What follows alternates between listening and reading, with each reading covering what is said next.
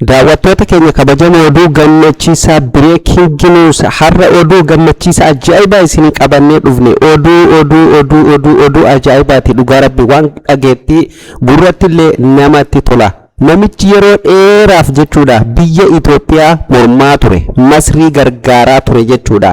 Itoophiyaan akka cabxuuf akkasumallee muummichi ministeera akka hangootan irraa kufuuf hidha Abbayaa akka hin milkeessineef Masrii gargaaraa ture. Har'a Masrii akeekkachiisee jira. Itoophiyaa irratti waa takka fiduu hin dandeessu jechuun har'a mormi ajaa'iba Masrii rifachiisee jira. Akka malee Masriin uummanni Gibsii akka malee rifannoota hamaa keessa jira jechuudha. Ambaasaaddarri kun eenyu akka ta'ee fi Masrii maal akka jedhee isinitti hima daawwattoota keenya. Namoonni quuqama biyyaa qabdanii fi biyya keessan diinota biyya keessan cabsuuf deemu yoo jibbitan akkasumallee dhugumatti biyya keessan yoo jaallattan jechuudha. Oduu anarra isiniif qooduuf deemu kana akka jaallattan abdiin qaba jechuudha. Oduu biraatiin muftii Haaji Umar kaleessa addunyaa irraa boqotuun ni beekama jechuudha. Kanuma wal qabatee sirni awwaalcha isaa har'a jedhamee beekamaa jira. Kana irratti waan addaatu ta'e du'a isaa kan irratti maaltu ta'e yoo jettanii isinitti hima. Muftii Haaji Umar qabriin isallee qabrii musliimoota keessaa kophaa baasanii akka awwaalamullee dubbatamaa jira. Maaliif akka ta'e hin beekneen dhugaa rabbi waa hedduutu dubbatamaa jira. Maaliif akka qabrii isaa kophaa baasamee hanga tokko waan irraa dubbannutu jira jechuudha. Kanallee daawwattoota keenya akkam jirtu daawwattootaaf kabajamtoota Oromoon baga irra deebiin gara chaanaala Oromoon dhuftan. Akkuma beekamu guyyaa guyyaan oduulee gaggabaaboo haala Oromoof Oromiyaan keessa jirtuu fi oduulee haaraa haala yerootiin wal qabatu gurraan isin buusuu keenya ni yaadattu jechuudha. Har'allee kanuma san fakkaatuun isiniif qabadhee dhufe gara fuulduratti illee oduulee akkana argatuuf fuula YouTube Oromoon subscribe godhaa. Video like godhaa namoota hedduu biraa akka dhaqqabu yaada keessan sanduuqa komentii keessatti barreessuu hin dagatina. Daawwattoota keenya kabajamoo akkuma beekamu Gibsiin kana dura yookaan biyyi Masrii jechuudha hidhi Abbayaa guddichi yookaan kan addunyaan Naayil jettee waamaa turte akka hin milkoonneef shira hedduu xaxaa turte akkasumallee bu'aa bayii hedduu bu'aa turte. Biyyoota Itoophiyaa tan hundumaayyuu biyyoota ollaa Itoophiyaa kan Itoophiyaan xiqqoma walqeeqan kamiyyuu ni gargaarti jechuudha. Masriin keessatti hirmaatti nullee isiniif gabaasaa turre. Fakkeenyaaf kanneen akka Sudaan, kanneen akka Soomaaliyaa akkasumallee biyyoota akka Eritrea gargaaraa turte jechuudha. Biyyoonni Itoophiyaan xiqqoma waltutti kamiyyuu Masriin keessaan dhabamtu jechuudha. Maarree har'a immoo Ameerikalleen harka keessaa akka qabdu duraan namoonni hedduun dubbatallee ture jechuudha. Namni ambaasaaddarri har'a Masrii akka malee gargaaraa ture kun jechuudha.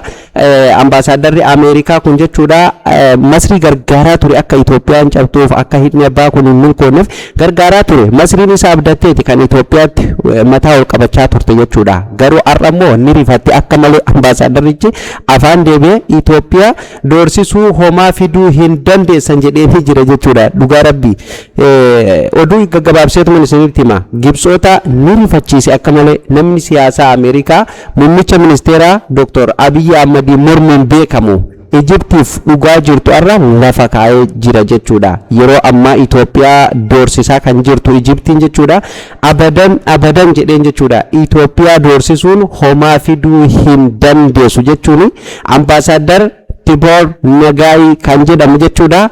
Oduu kana maxxansee jira jechuudha. Masrii akka malee rifachiise Egyptii akka malee uummanni akka malee rifate jechuudha. Keessattuu mootummaan biyya bulchuu akka malee rifate. Maaliif lafee duddaa taheeti namichi kun kan isa gargaaraa ture meeshaalee adda addaatiin yaadan akkasumallee biizineesaan waa hedduun gargaaraa ture jechuudha.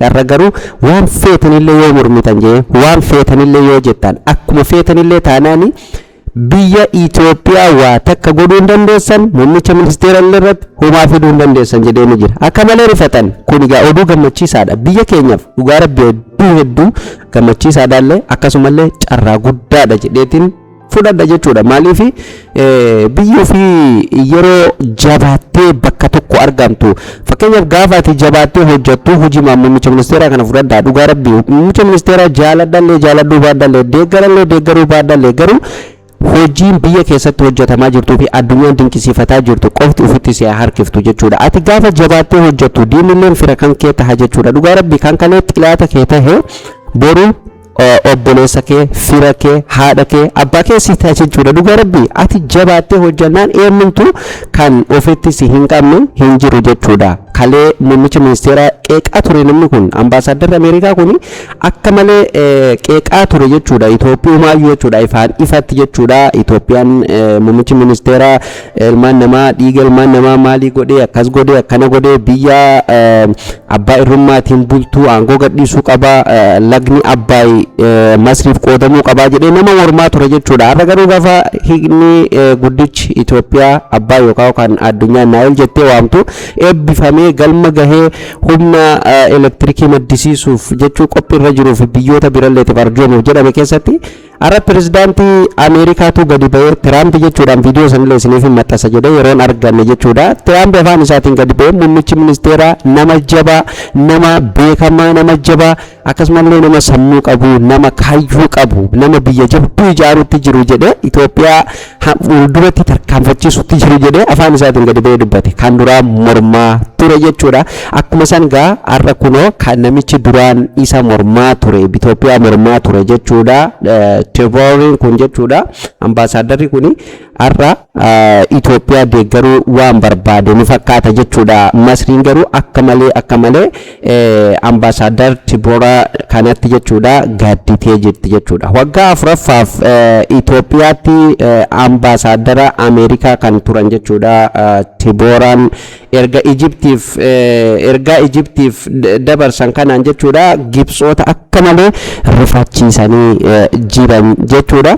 Kun egaa warri namoota biyya ofii jaallatuuf keessa fugaa biyya keenyaaf dhugaa rabbi hedduu oduu gammachiisaadha jedheetiin amana jechuudha. Irratti gaa daawwattoota keenya akkuma beekamu muftii Haaji Umar kaleessa boqotuun isaa ni beekama jechuudha. Kanumaan wal qabatee waan addaa waan tahee sirna awwaalcha isaa har'aa irratti qabriin isaa qabrii musliimoota birarraa kophatti baafamte akka awwaalamu jedhaa jiru jechuudha. Akkasumallee maaliif akka musliimoota irraa maaliif kophaa akka baafame an dhugaa rabbiinaaf galuu dide wanni kun hanga ammaa itti xiinxalanneetiin waanuma irraa argadhu dhabe jechuudha. Maaliif maybe gaa namni kun fakkeenyaaf sabaan adda gaa'e yoo kanuma ta'e malee kanallee ta'u gaa musliima namni ashhadu laa ilaaha illallah jedhu hundumtuu obboleeyyan eega jedhame jechuudha. Wanti qabrii musliima irraa kophaa baasanii awwaalamilleef silaa waa hin jiru jedheetuma yaada jechuudha. Qabrii kophaa baasanii dhiisanii yeroo wanni dhufu hin jiru hundumtuu rabbi bira dhaqa waan ta'eef nama waliin bakka namni jirutti awwaalame bakka qabrii musliimoota irraa kophatti awwaalame wanni dhufaallee waa humaa hin jirtu. Haa ta'u garuu maal yaadaniiti kophaa awwaalamuun kun maaliif akka barbaachise mee gaa waan hundaa'u silaa yeroo ammaa kana wanni nama jalaa dhokataa hin jiru waan ta'eef jechuudha. Kallattiin gaafa irra geenye kallattiin kan isiniif gabaasnu ta'a jechuudha. Oduulee idilee keenya keessatti jechuudha daawwattoota keenya egaa isallee rabbii araaramuuf rabbii warra jannataa haa godhuu nama musliimaa jabaa akkasumallee nama hawaasa tajaajilaa ture musliimii akka musliimatti nama jabaa dhabe jechuudha. Hojii kalee inni dalagee fi toltuu inni dalagee fi hammeenya inni dalagee hundumaayyuu rabbii toltuu isaa gara toltuutti qabee fi hammeenya isaa rabbii haa dhiisuuf jechuu barbaanna. Haalli fi firoottan isaa hundallee rabbi ajajjabeessu akkuma kalee viidiyoo gabaabduu isiniif waraabee ture jechuudha. Egaa har'allee sirnuma awwaalchaa isaa santoo adeemaa jira jechuudha. Daawwattoota keenya oduuf odeessaaleen keenya gaggabaaboon har'a isiniif qopheessine kana fakkaata. Muummicha ministeeraa immoo baga gammaddee baga diinni kaleessa hin morne hundumtuu har'a deebi'ee faarse jechuun barbaanne jechuudha. Daawwattoota keenya kabajamoo fi jaallatamoo oduun keenya sumarratti kan goolabamu ta'a. Oduuf odeessaalee keenya guyyaa guyyaan gaggabaaboo keenya kan isiniif dhiyeessinu argatu fuula YouTube Oromaan subscribe godhuun miseensa maatii keenya ta'uu hin dagatina. Akkasumallee viidiyoon namoota hedduu bira akka dhaqqabuuf like share tolchuu hin dagatina. Viidiyoo biraatiin amma walitti deebinutti nagaa ta'aa. Bye bye.